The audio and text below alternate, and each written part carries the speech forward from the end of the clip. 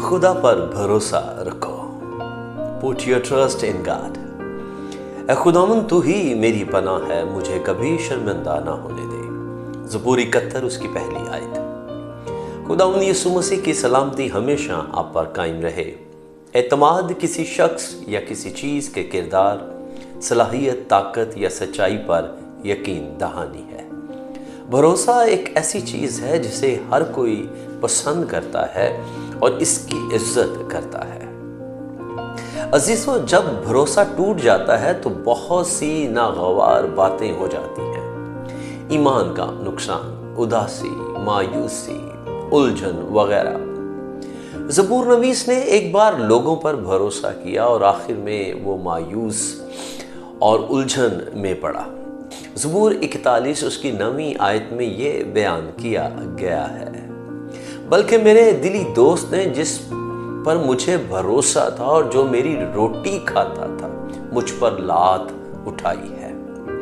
لیکن پھر اس بار اس نے خداوند پر بھروسہ کیا اور دعا کی کہ خدا اس کے بھروسے کا احترام کرے.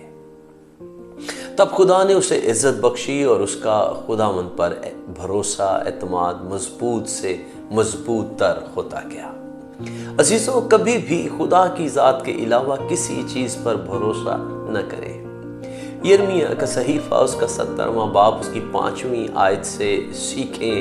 خداوند یوں فرماتا ہے کہ ملعون ہے وہ آدمی جو انسان پر توکل کرتا ہے اور بشر کو اپنا بازو جانتا ہے اور جس کا دل خداوند سے برگشتہ ہو جاتا ہے.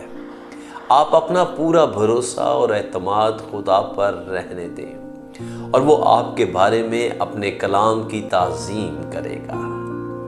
بعض اوقات تاخیر ہو جائے گی، لیکن اس پر اپنا بھروسہ کبھی نہ کھوئیے، کیونکہ وہ پوری کائنات میں واحد قابل اعتماد ہستی ہے. ہیلیلویا! خدا پر بھروسہ رکھیں.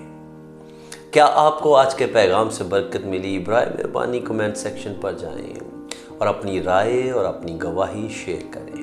آپ اپنی دعائیا درخواست بھی بھیج سکتے ہیں تاکہ ہم آپ کے لیے دعا کریں. شکریہ.